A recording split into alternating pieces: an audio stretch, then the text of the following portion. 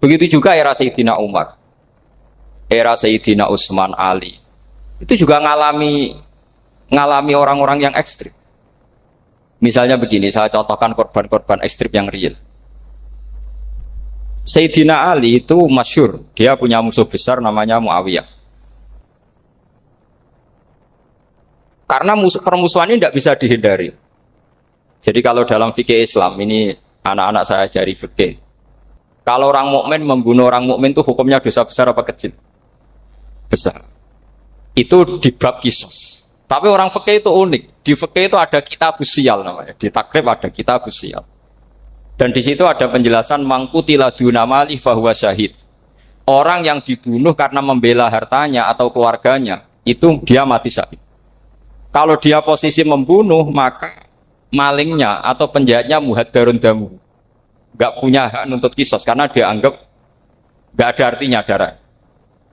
Nah sekarang begini, suatu saat ada garong ke rumah Anda, ingin membunuh Anda karena ingin mengambil harta Anda. Anda ingin ingat status mukminnya atau status garongnya. Terus kamu mau dibunuh diam aja, saya tidak mau membunuh orang apa? Mukmin atau membunuh orang muslim. Kesulitan yang dialami Sayyidina Ali seperti itu. Orang-orang Khawarij cara berpikir Ali ku geblek. Wong mukmin kok pengen mateni wong mukmin. Muawiyah ya geblek pisan. Wong mukmin kok pengen mateni orang. Padahal suasana sudah kacau. Ketika seorang penjahat mau membunuh yang punya rumah dan yang punya rumah ingin membunuh penjahat, itu namanya mukmin bentrok sama orang mukmin. Apa orang benar sahibul hak ingin mempertahankan haknya? Tidak sampai saya tanya. Itu sahibul hak, yaitu yang punya rumah, ingin mempertahankan haknya. Meskipun dalam duel ini kadang terjadi pembunuhan. Nah di sini ini ya, ulama ahli sunnah menyebut masalah istihadiyah. Kelompoknya Sayyidina Ali mempertahankan nyawanya, meskipun dengan cara membunuh pasukan Muawiyah. Pasukan Muawiyah juga mempertahankan nyawanya, meskipun harus membunuh pasukan Ali. Zaman itu susahnya istihad.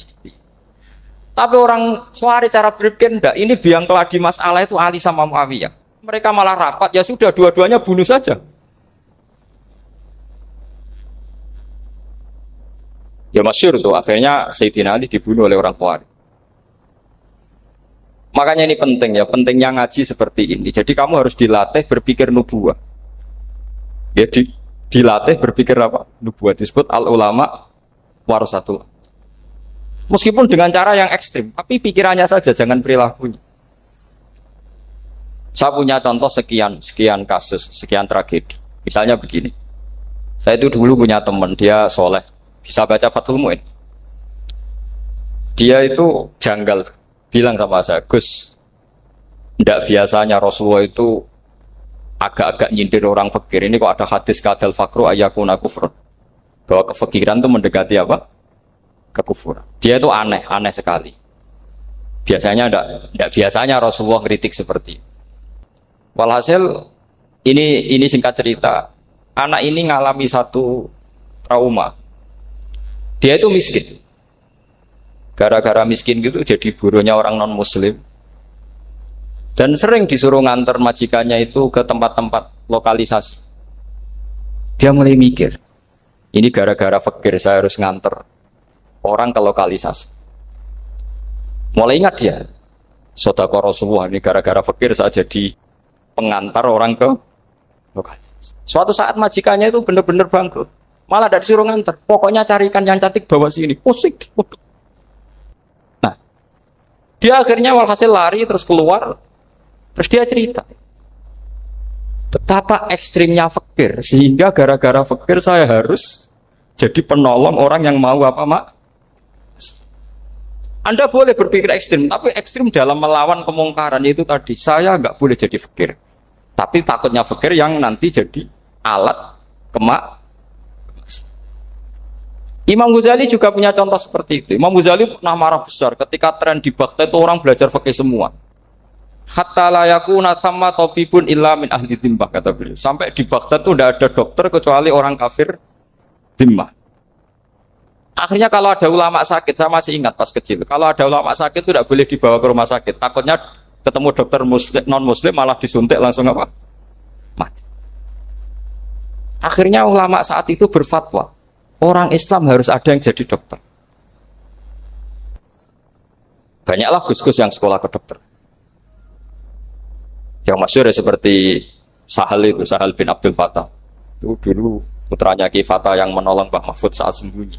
Saking idolakannya Basal, anaknya dinamakan Sahal, tapi dia jadi dokter spesialis bedah. Begitu seterusnya urusan negara. Dulu itu orang jabat itu tidak boleh, karena jabat itu dekat dengan syubhat, dekat dengan haram. Tapi gara-gara pejabatnya non-muslim, kalau bikin aturan ya ala non-muslim. Ulama akhirnya sadar, andikan kita yang jabat pasti tidak seperti itu. Bisa bikin perda ini, bisa bikin pelaturan begini yang menguntungkan Islam. Nah, jadilah banyak pejabat yang sekarang muslim. Tempat-tempat maksiat diobrak-abrik sama Satpol PP macam-macam. Kita untung. Tapi kalau orang-orang Khawarij pikirannya pokoknya pejabat itu dekat dengan haram, dekat dengan syubhat. Padahal dengan kita jabat bisa bikin perda atau apa yang menguntungkan Islam. Kemudian menjadi masalah baru secara fikih. Ini adik-adik dengerin biar kulino senam fikih. Kalau caleg soleh, misalnya Mas Nadif nyalek, ini tadi tak guyoni, mau jadi bupati ndak, kalau ya mau usah dukung. Jadi misalnya gini ya, Zaid sama Bakar, misalnya Bakar itu orang soleh, mau jadi calon lurah. Dia tahu kalau dia lurahnya kampung lebih baik. Kalau yang jadi ini Zaid, itu kampung itu rusak karena dia suka dugem, suka macam-macam. Kemudian Zaid ini pasti jadi karena beli suara. Misalnya per kepala itu dibeli 50.000. Bakar ini kalau nggak beli suara kalah. Padahal dengan kalahnya Bakar artinya kemenangan kemungkaran. Itu zaman era Fathul Mu'in, muridnya Ibnu Hajar Al-Hitami. Ibnu Hajar muridnya Abu Zakaria Al-Ansori itu fatwa. Yang soleh ini wajib beli suara, bukan boleh, wajib beli suara. Tapi ini namanya tidak nyuap, perlu dicatat. Ini namanya tidak nyuap. Jadi tidak bisa kamu kaitkan misalnya ar-rosi wal murtasi finnar. Yang nyuap maupun yang menerima suap adalah sama-sama di neraka. Tidak bisa seperti itu. Karena logikanya dibalik. Sekarang Bakar ini beli suara itu untuk membeli kebenaran, untuk mengawal kebenaran. Zaid beli suara untuk menopang kebatilan. Berarti namanya Bakar ini penyuap atau pembeli kebenaran? Pembeli kebenaran. Harus dibedakan. Nah, ini pentingnya ulama. Memang nyatanya seperti itu. Yang dikatakan nyuap, riswah itu adalah membayar uang li'ibtolil haqqi, untuk membatalkan kebenaran atau membenarkan kebatilan. Itu namanya nyuap. Tapi kalau mengeluarkan uang untuk menghakkan barang hak dan membatalkan barang batil, itu namanya uang perjuangan. Nah, ini pentingnya mikir. Jadi ulama itu mulai dulu sudah kreatif. Nah, sekarang sudah banyak orang-orang khusyuk yang biasa di masjid khusyuk. Kalau ditanya zaman akhir rusak kabeh, wong soleh-soleh wis nyuap. Kalau orang soleh ini tidak nyuap ya tidak jadi. Kalau nggak jadi mereka nggak ada yang jadi DPR, nggak ada partai Islam, habis malah Indonesia. Saya itu punya kenalan banyak pakar-pakar di Jakarta, itu cerita saya, Pak Bahar. Indonesia itu solusinya gampang. Kita ini punya Bali, punya Batam. Itu kalau Bali dimakaukan, Batam dikayakan Hollywood. Amerika kaya itu bukan karena hebat. Pornografi dijual, tinju di Nevada itu dijual, di Las Vegas dijual, apa saja dijual. Kalau tidak kaya itu gimana? Sementara Indonesia mau aur-auran gitu sukan partai Islam. Sebenarnya Indonesia gampang, kalau ingin kaya Bali itu dikayakan Hollywood atau dikalahkan Makau, jadi kota judi. Batam dijadikan kaya Las Vegas. Itu transaksinya pasti triliunan. Orang kamane wong muda dijual, judi dijual, orang tinju dijual. Tapi gara-gara ada partai Islam, nyari rumus solusi ekonomi itu yang tidak seperti itu. Akhirnya kangelan. Akhirnya rapat isu. Tapi barokah tetap barokah partai apa? Yang menangnya caleg-calegnya rata-rata ya beli. Kalau tidak beli habis. Saya bukan menghalalkan nyuap, enggak. Kalau nyuap tetap haram ila yaumil qiyamah. Tapi kalau suratul masalah seperti ini kamu mengatakan suap itu beda. Ini suratul masalah yang tidak ada kaitannya dengan Asal lawannya batil, kecuali lawannya sama-sama hak. Dua calon di kampung itu soleh sama soleh. Ini yang soleh bayar nggak boleh karena siapapun yang jadi soleh itu nggak boleh. Karena kalau cari musuh yang dolim biar halal ya. Sekarang ya seperti itu. Kamu biasa heroik, biasa ngasih kiai kamu, ngasih hadiah kamu, biasa ngasih ibu kamu uang. Ternyata ibu kamu setelah kamu kasih uang dikasihkan adik kamu atau kakak kamu yang nggak pernah kerja, terus kamu marah-marah, ini tidak adil. Saya yang memberi nggak dikasih, ini yang nggak kerja dikasih terus. Loh, kamu biasa jadi pahlawan kok turun kelas menjadi apa? Pasien. Kamu milih jadi pahlawan apa pasien? Pahlawan. Jadi sebetulnya faham-faham ekstremis ini dari kegoblokan. Dari kegoblokan berpikir nubuwah sehingga tidak punya rasa ibadah. Lah ini yang menjadi orang-orang ekstrem. Jadi korban pertama ekstremitas itu bukan sahabat tapi Rasulullah Shallallahu Alaihi Wasallam, yaitu Nabi dibilangin oleh mereka, "I'dil ya Muhammad, kamu kalau bagi harus adil." Pikiran mereka kalau adil sama rata sama. Jadi kalau pakai pikiran itu, saya minum di sini itu haram. Mau ndak ikut bikin kok minum. Enak tamu, toko-toko mangan, sing masak kangelan urut. Itu jadi edan bareng. Itu sama seperti kasusnya Bahram Al-Majusi. Dia itu seorang raja kaya, punya anak cantik. Dipikir-pikir, anakku ayu dirabi nang liya rugi, sing gedhekno aku sing rumah aku dirabi wong liya. Maka dia berpikir mau dinikahi sendiri. Karena tadi melihat Mas Nadif ya orang Kenya tadi, apa Nigeria. Malah gak layak itu maksudnya untuk orang. Ini Mas Nadif ini termasuk harus mendukung gerakan tidak ekstrim. Nyawanya masih itu karena barokahnya beliau agak-agak gitu. Tapi nggak sampai liberal ya, agak-agak pokoknya itu. Karena ketika ada gerakan ekstrim di Mesir, itu termasuk dia DPO. Ternyata setelah ada intelijen, beliau pas buka itu nggak makan dulu tapi rokok dulu. Wah, ini mesti orang sekuler, nggak ekstrim. Akhirnya nyawanya sampai sekarang itu barokahnya rokok pas iftar itu pas. Nah, tanya ini masih hidup, iya Mas? Ya pernah sepuh sama saya. Jadi pikiran-pikirannya Bahram itu seperti itu. Walhasil akhirnya Bahram itu menikahi anaknya sendiri. Masyhur itu dalam cerita. Jadi ceritanya itu ada seorang wali tidur di Masjid Haram sama Rasulullah, ditemuin gitu. Terus kata Rasulullah, salam saya untuk Bahram Al-Majusi. Ternyata dicari-cari nggak ada Bahram lain kecuali Bahram yang berdua, bahkan anaknya sendiri mau dinikahi. Ya cara berpikir karena seperti itu. Kalau kita berbuat banyak harus dapat. Itu bahaya. Bahaya sekali karena kalau dalam teori beragama itu al-yadul ulya khairum minal yadis sufla. Kalau biasa ngasih ya ngasih saja, itu heroik. Itu bagus. Jangan biasa ngasih sekarang bermental apa? Makanya saya itu kalau ngajar di pondok yang dulu pernah saya belajar di situ atau yang pernah sepuh itu, dikasih itu bingung. Karena saya ya masih waras itu. Jadi kalau dikasih itu bingung. Tapi banyak juga guru-guru yang dulu ngaji lama setelah ngajar di pondok alma maternya nuntut. Itu saya tidak tahu itu. Itu sudah ada agak-agak kayak itu tadi.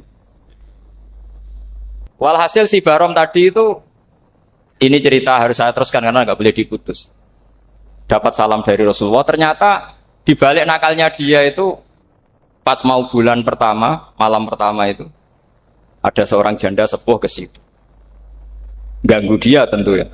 Ketika dikejar pulang lagi sampai 3 kali. Dia tanya, kenapa Bu kamu begitu? Katanya, saya ini anak-anak saya kelaparan. Kalau saya pulang anak-anak saya nangis minta makan. Saya ingin minta Anda. Tapi setelah saya ingat Anda ini majusi, saya mukmin, saya mukminah, saya pulang. Ya sudah Bu, kamu di rumah saja. Nanti saya kirimi makan. Dikirimi sendiri, padahal dia seorang raja, orang kaya. Barokahnya itu dia dikasih tobat sama Allah. Dan paginya ketemu tamu yang mengirimkan salam dari Rasulullah SAW. Akhirnya Bahram ini menjadi muslim. Tapi intinya berpikir seperti tadi itu salah, bahwa kalau saya jasa banyak harus mendapat apa? Ini cara berpikir orang-orang Khawarij. Iya, saya pernah ditanya seorang dosen. Gus, saya ini kalau baca sejarah perang Badar atau perang Uhud, yang saya tidak nerima itu satu. Kenapa setiap ghanimah harta orang kafir dan istrinya orang kafir kok disita orang Islam, dan yang perempuan jadi amat, kemudian juga digauli orang Islam, yang hartanya orang kafir juga jadi asetnya orang Islam, kok kayak garong. Dia tanya seperti itu sama saya. Terus saya jawab, kalau sampean ada garong dan kemudian bawa senpi senjata api, kemudian garong Anda, penjahat Anda lumpuhkan, ya senpi itu harus Anda kembalikan. Monggo penjahat ini kagungan jenengan beto wangsul. Karena ada milik Anda, harus dikembalikan. Wah, tidak bisa Bapak, kalau saya kembalikan pasti dipakai jahat lagi, dipakai kriminal lagi. Ya sama, kalau asetnya orang kafir dikembalikan ke orang kafir, akan menjadi aset kekafiran lagi untuk menghancurkan kita. Nah, perempuan juga sama. Perempuan itu alat produksi. Jika perempuan tadi dikembalikan ke orang kafir, maka kamu menolong populasi orang. Ya seperti itu. Paham? Makanya disita dalam perang loh ya, tapi dalam perang yang legal. Nah itulah kenapa amat halal. Makanya di Quran itu illa ala azwajihim aw ma malakat aymah. Paling enggak itu masih ada ulama atau pemikir atau ustadz siapa saja yang bisa memahami logika apa? Nanti kalau ulama ini sudah meninggal, orang akan mencibir Islam dengan cara mengatakan Islam itu jahat, yaitu menyita hartanya orang kafir dan istrinya orang kafir setiap kali terjadi. Karena pemikiran ini pasti sama-sama kutubnya sama-sama ekstrim. Nah ini penting saya katakan. Makanya masyhur itu perdebatan Sayyidina Ali dan Muawiyah. Ini saya kutip sedikit. Ini ya sama-sama berpikir ekstrim, tapi ekstrim yang baik. Walhasil dalam satu kerja bakti di Masjid Kuba, itu ada sahabat namanya Ammar. Ini di depan umum, ini penting. Kalau dalam ilmu hadis di depan umum ini penting, karena nanti menjadi mutawatir. Beda dengan hadis yang Nabi ngendikan sama 1-2 sahabat, namanya hadis ahadi. Di depan umum Nabi guyon gini sama Ammar, ya Ammar waihak taktuluka alfiatul baghiyah. Ammar, kamu ini nasib kamu itu agak sial. Karena nanti yang membunuh kamu itu kelompok yang tidak benar. Alfiatul baghiyah itu kelompok yang tidak benar. Itu disaksikan sekian sahabat. Walhasil suatu saat Ammar ini ikut perang dan ikut pasukannya Ali dan terbunuh oleh pasukannya Muawiyah. Seneng Ali. Walhasil Ammar ditemui sama ya Muawiyah, al-ana dhuhara bi anna fi'ati haqqun wa fi'ataka baghiyah. Sekarang kelihatan siapa yang benar. Saya yang benar, kamu yang salah. Kenapa? Karena Ammar kelompokku dan terbunuh oleh kelompok kamu. Padahal kata Rasulullah yang membunuh Ammar adalah kelompok yang salah. Muawiyah pintar sekali, dia jawabnya gini, laula kama kutila Ammar. Ammar terbunuh karena bela-belain kamu. Kalau kamu tidak nyuruh dia perang juga gak terbunuh kan. Jadi kamu ikut andil terbunuhnya siapa? Ammar. Tapi apa kata Sayyidina Ali? Idzan qatala Rasulullah Hamzah. Kalau teori itu Anda pakai, Rasulullah pun membunuh Hamzah. Sekarang Hamzah perang karena suruhan siapa? Rasulullah. Yang membunuh Hamzah siapa? Wahsy. Kalau teori itu Anda pakai, berarti Rasulullah pun membunuh Hamzah. Terus fasa kata Muawiyah, terus Muawiyah diam. Jadi fikih pun tuh diputuskan lewat pikiran ekstrim.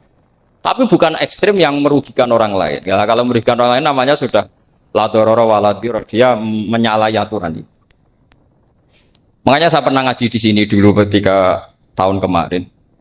Fikih-fikih Islam itu punya rumus, itu ya gara-gara pikiran ekstrim sebetulnya. Saya pernah nyontohkan adalah orang tuh kalau sholat jenazah itu mayitnya di depan. Itu ulama fikih tidak ada yang punya alasan. Mau hanya bilang gini, hakadha wajadna salafan wa khulafan. Mulai dulu kalau nyolati mayit ya jenazahnya di depan. Ya hanya gitu saja, tidak punya alasan. Makanya ulama lain mengatakan tidak apa-apa jenazah di belakang, yang sholat di depan. Kenapa? Fa innaha laysat bimanzilatil imam. Memangnya jenazah imam kok harus di depan? Itu ya tidak ada yang bisa bantah. Bagaimana mungkin harus di depan? Oh, enggak imam kok harus. Yang harus di depan itu imam. Jenazah itu imam apa enggak? Enggak. Terus alasan kedua sholat ghaib. Kalau ada orang mati di Surabaya, Mas Nadib di sini, sholat gaib boleh enggak? Boleh. Jenazahnya di depan apa belakang? Belakang. Di belakang kan? Berarti harus enggak jenazah di depan? Ya dia mau ngakeh yang jelas kalau itu. Lah ini contoh-contoh kecil. Nah orang Khawarij itu orang yang paling tidak mau menerima otak-atik seperti itu. Akhirnya jadi goblok bareng tadi. Ya makanya Rasulullah pun jadi korbannya Khawarij. Muhammad kamu harus adil. Karena pikiran mereka adil itu yang memberi banyak ya dapat banyak. Kalau pikiran nubuah tidak seperti itu. Kalau yang biasa memberi, biasa heroik, biasa baik ya biar tetap biasa memberi. Jangan dilatih jadi apa? Fasih. Ini mungkin adik-adik juga agak keberatan, tapi harus dilatih. Makanya saya itu jadi kiai itu ya mulai kecil anaknya kiai, butuh kiai. Saya itu ya mulang tuh senang. Saya tidak pernah terlintas dikasih santri atau dihormati ya enggak. Mungkin sampai mati agak terlintas. Ya pikiran saya sederhana. Biasa mulang pahlawan malah sekarang pasen itu malah kayak cemen, kayak turun kelas gitu. Jadi saya terus ya enggak kepikiran sama sekali. Loh kalau saya minta sama Allah karena itu atasan saya. Makanya ada ulama yang ekstrim gini, ini kisah nyata. Ada ulama alim datang ke seorang raja. Rajanya ini soleh padahal. Ternyata pas raja itu berdoa, ya Allah saya kasih ini, kasih ini. Padahal ulama tadi itu mau mengajukan proposal. Mau minta apa gitu. Terus dia pulang ketika ditanya, Pak Kiai kenapa pulang? Ternyata raja itu minta zat yang sama yang saya mintai. Kalau raja saja masih minta, ngapain saya minta raja? Saya akan minta zat yang dimintai raja. Terus pulang dia. Wah itu ya pikiran ekstrim, tapi bagus ekstrimnya. Saya akan minta zat yang dimintai. Kalau sampean kan uteke saya les, sholat dinteni, tetap jalo. Oh orang mikir seperti itu. Mang wis salah didik, salah itu tadi. Nah, ini harus dilatih. Masyhur itu ketika Nabi pas Fathu Makkah itu. Orang-orang Ansor komentari Nabi gini ketika Nabi sangat happy di Mekah, sangat enjoy di Mekah. Kata orang-orang Ansor, Amar rojul fa'adroka durok fatun fi ahli wa ulfatun fi asyiroti. Namanya orang pasti happy kalau di kampung halaman. Jangan-jangan Rasulullah itu nanti hidup di Mekah lagi karena Mekah sudah dikuasai orang Islam. Beliau pasti kangen sama keluarga, sama Mekah. Tapi ya sama, ketika Rasulullah mulai ngasih itu, orang-orang Quraisy dikasih banyak, orang Ansor juga pikirannya seperti itu. Baru orang Ansor dilatih pikiran nubuwah, yaitu tadi. Mereka itu dapat kambing, dapat sapi, terus pulang. Kamu mendapat saya, milih mana? Milih Rasulullah Shallallahu Alaihi Wasallam. Sekarang kamu saya balik. Kamu punya kiai, kamu bisa memberi hadiah, memberi beliau. Suatu saat kiai Anda ini kaya raya, terus sering ngasih orang-orang yang nggak pernah berjasa. Kamu nggak pernah dikasih. Itu kalau pakai pikiran Khawarij, kiai ini salah karena ngasih orang yang tidak berjasa. Tapi kalau kamu pakai pikiran nubuah, enggak. Alhamdulillah saya tetap istiqomah memberi kiai itu. Dan alhamdulillah enggak dibales. Semoga balasannya di akhir. Ya sudah seperti itu. Kalau pakai pikiran gengsi tadi seperti itu. Masa biasa memberi sekarang posisi diberi, saya rak turun kelas. Jadi sebetulnya pikiran ekstrim itu boleh, tapi untuk yang seperti ini bukan ekstrim yang tadi. Makanya ini disebut al-hujjat. Al-hujjat itu satu logika yang bisa mematahkan asumsi awal. Ini saya harap santri-santri matolek putra maupun putri berpikir seperti ini. Sehingga sama. Jadi misalnya sekarang dibalik. Kalau ada orang NTT yang masih non-muslim, itu orang kafir yang harus dibunuh atau orang kafir yang harus didakwai. Mesti pikirannya itu, kalau Nabi itu ya semua yang didakwai Nabi dulu orang kafir. Nah, ketika Nabi di Mekah itu pertama ketemu orang kafir itu dibunuh atau didakwai? Didakwai. Ya berarti pilihan sekarang ya didakwai bukan dibunuh. Nah soal perang itu perang itu beda dengan membunuh. Ada janjinya, ada macam-macamnya, terus nggak ada solusi itu baru ada apa? Jadi kalau sudah dibalik-balik gitu, makanya kata ulama-ulama, Khawarij itu pasti salah. Pasti salahnya adalah kalau orang tidak benar ya dibenarkan, bukan dibunuh. Kalau setiap orang kafir dibunuh, Nabi kapan jadi nabinya? Karena orang kafir habis. Jadi metode bil hikmati ya ada, wal mau'izatul hasanah ya ada, karena orang kafirnya sudah apa? Mati. Terus, pertanyaan kedua, kalau Nabi harus ekstrim ngapain yang ngawal Jibril? Halnya Israel lebih efektif. Jadi kalau sama-sama ingin ekstrim, Nabi itu nggak usah dikawal Jibril, kan enggak efektif kan? Harusnya yang ngawal itu siapa? Israel. Kan nggak repot. Nah, jadi saya mohon ini saya cerita. Jadi korban pikiran ekstrim itu bukan siapa-siapa. Pertama itu Rasulullah. Akhirnya Rasulullah menjelaskan, ya beginilah cara berpikir. Jadi saya kira demikian. Nanti mungkin kalau ada tanya-tanya, ada pertanyaan. Yang jelas kalau seputar ekstremitas itu bisa latihan. Ya sebenarnya bisa latihan di fikih. Karena fikih ini cerminan dari pikiran ulama. Ya, cerminan dari pikiran apa ulama yang tidak tekstual. Ya, seperti gini ya. Tasaddaqa Rasulullah so'an min tamrin au so'an min aqidin. Ketika zakat fitrah itu Rasulullah mengeluarkan satu sok tamr. Tamr itu kurma. Kalau menurut tekstual berarti zakat fitrah harus pakai kurma. Tapi semua ulama sedunia mengatakan putih ahli balad. Hanya dalam konteks Indonesia ya pakai apa? Beras. Berarti kata tamr diganti kot, diganti apa? Kot. Jadi orang itu jangan diajak goblok bareng. Masa Nabi ngendikan tamar harus apa? Makanya saya pernah debat. Pak Nabi itu cingkrang. Kenapa orang-orang itu rata-rata tidak cingkrang? Saya bilang, Nabi itu hidupnya di Mekah. Kenapa Anda hidup di Indonesia? Iya, Nabi itu hidupnya di Mekah. Terus saya tanya lagi. Nabi itu hafal Quran, kamu udah hafal? Saya hafal Quran. Kalau cingkrang gampang, karek ngetok kata saya. Ya, kalau anut sunnah Rasul, Nabi hafal Quran enggak? Hafal kan? Berarti kalau ikut sunnah Rasul, hafal Quran. Jangan cingkrang tok, ya hafal apa? Ya sama poligami juga gitu yang tadi diceritakan Mas Natif itu. Nabi itu poligami setelah Khadijah meninggal. Apa mereka mau nunggu istri pertama meninggal? Kalau ingin persis loh, kalau ingin persis nunggu istri pertama meninggal. Ya. Tidak mau juga kan? Ya biasa saja lah. Pokoknya yang dihalalkan syariat ya kita bilang halal, yang diharamkan kita bilang apa?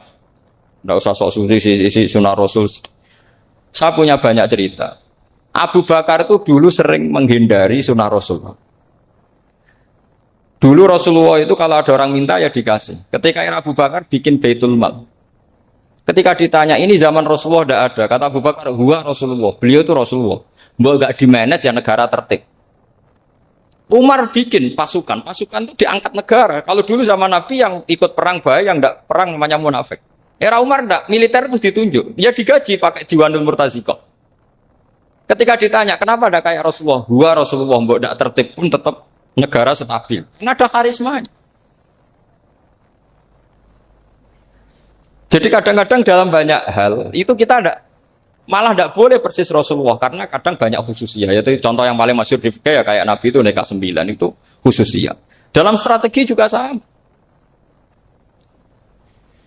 Dalam strategi memanage negara juga sama, banyak sahabat yang punya ide yang zaman Nabi itu tidak ada. Ketika ditanya kenapa tidak persis Nabi, katanya huwa Rasulullah. Ya Rasulullah itu meskipun seperti itu, meskipun tidak tertib secara rasional, tetap dikawal wahyu, makanya negara baik-baik saja. Kalau saya ini hanya Abu Bakar, kalau tidak ya repot. Umar ya sama, bikin Diwanul Murtaziko. Utsman juga sama, di-manage negara. Sayyidina Ali juga di-manage. Kalau Nabi tidak. Tapi tidak apa-apa, karena ada karisma. Sama tak cerita nih, masalah zakat yang masyhur. Orang paling bakhil sekalipun, paling kikir sekalipun, itu zaman Rasulullah bayar zakat. Karena pikirannya setelah zakat dikasihkan, Rasulullah mendoakan. Khudh min amwalihim shadaqatan tutahhiruhum wa tuzakkihim biha wa sholli alaihim. Inna sholataka sakanul lahum. Era Abu Bakar enggak. Sorry ya Abu Bakar, dulu kita zakat sama Rasulullah karena didoakan beliau. Kamu hanya Abu Bakar, saya tidak mau zakat. Ya sama lah seperti orang dipimpin ulama-ulama karismatik. Orang dipimpin Badola itu tidak usah metai, santri sudah nurut. Dipimpin Manazif, gak bikin pelaturan, habis pondok. Kalau tidak ngancam, gak gini, ditakzir, gak gini, habis. Zaman Badola dehem tok santri wedi. Mas Nadif dehem. Oh, enggak. Nah, makanya Rasulullah itu tidak banyak bikin pelaturan. Rasulullah itu kalau mau perang itu hanya bilang sahabat, saya besok ditantang Abu Sufyan di sini. Saya mau perang. Oh, itu sahabat ikut semua. Orang melihat wajahnya, melihat karismanya sudah tertarik ingin menyelamatkan beliau. Kita tidak akan ridho Rasulullah keluar sendiri. Kalau Abu Bakar ya enggak. Pertama Abu Bakar pidato sudah sopan. Saya memimpin kamu. Ini qutulitu walastu bi khairikum. Saya ini memimpin kamu, tapi bukan berarti saya yang terbaik. Jika saya benar maka dukunglah. Kalau salah ingatkan. Itu pertama orang-orang bilang apa? Fawwala uqiman nakabisef. Nanti kalau Anda salah tak ingatkan pakai pedang. Ya karena hanya Abu Bakar bukan Rasul. Jika diaturlah, ini ada militer, ada pengawal, ada Baitul Mal. Era Umar lebih modern lagi, ada Diwanul Murtazikoh, ada macam-macam. Ya Rasulullah nggak ada. Nah sekarang orang sidik-sidik muni sunnah Rasul. Padahal ada sunnah Rasul yang khasnya Rasulullah sebagai nubuwah. Ya khasnya Rasulullah sebagai apa? Coba Nabi itu istrinya 9. Semuanya cerita tentang tahajudnya Nabi, witirnya Nabi. Apa kira-kira Mas Nadif kalau punya istri 4 ceritanya tentang tahajudnya Mas Nadif? Kan enggak. Nah, jadi saya mohon, sebetulnya pikiran-pikiran ekstrim itu karena enggak mau belajar. Enggak mau belajar. Kalau mau belajar itu kata Imam Ghazali itu dalam kitab Imla, Al-Imla fi Iskalatil Ihya itu. Fal ma'ani awsa'u minal ibarat. Yang namanya ma'ani itu awsa'u minal ibarat. Jadi yang fal ma'ani awsa'u minal ibarat. Jadi yang namanya makna itu lebih luas minal apa? Ibarat. Nah, ini contoh yang paling nyata ya Sayyidina Ali. Ketika Sayyidina Ali perang sama Muawiyah, itu Sayyidina Ali bilang, sebaiknya Muawiyah kirim delegasi, mediator. Saya juga kirim mediator. Terus orang-orang Khawarij karena tadi tekstual. Mahada ya Ali. Ini apa ya Ali? Lam yujad fi kitabillah. Aturan mediator itu tidak ada di Quran. Bahwa kalau kita perang harus ada mediator itu tidak ada. Terus Sayyidina Ali baca ayat wa in khiftum shiqaqa bainihima fab'atsu hakaman min ahli wa hakaman min ahliya. Jika lelaki dan perempuan, suami istri terjadi shiqaq, terjadi konflik, maka suami kirim satu mediator, yang pihak perempuan juga kirim mediator. Terus Sayyidina Ali ngendikan wa amru Muhammad a'dhamu min amri rajulin wa imra'atin. Urusan umat Muhammad lebih serius ketimbang urusan hanya sekedar suami dan istri. Maka kita butuh hakam, butuh mediator. Baru 4.000 orang Khawarij tobat ngikuti pikirannya Sayyidina Ali yang tidak tekstual. Sama seperti zaman Rasulullah. Ketika Rasulullah mau perang Badar, saya ini mau perang Badar kata Rasulullah. Musuh saya itu 1.000 lebih. Kalian hanya 313. Apa kita teruskan? Itu sahabat langsung bilang gini, saya itu hafal teksnya. Idzan lanaqulu laka kama qalat banu Israil fathab anta wa rabbuka faqatila inna hahuna qa'idun walakin idhab anta faqatila inna ma'akum muqatilun. Ini kelihatan sekali bahwa para sahabat sudah ada tekstual. Orang-orang Bani Israel ketika melihat Musa katanya sakti dan orang dekat Allah, itu cara berpikir orang Bani Israel gini. Walhasil ada perintah supaya Musa itu merangi kaum Jabarin. Orang Jabar ini gagah-gagah, pikirannya orang Bani Israel. Musa kami itu sakti dekat Allah, ya sudahlah sama Allah saja sana, tak tunggu di rumah kabarnya. Itu kan sama dengan santri semedit, roh kiai ini suga, kiai aku suga, terus tak pikirkan seperti itu. Ya sama seperti itu. Nabi ku kekasih Allah, mesti perang menang, terus tak ewangi mesti menangis. Fadhab anta wa rabbuka faqatila inna hahuna. Kok itu? Ya sudah kamu berangkat saja sama Tuhan, tak tunggu di rumah.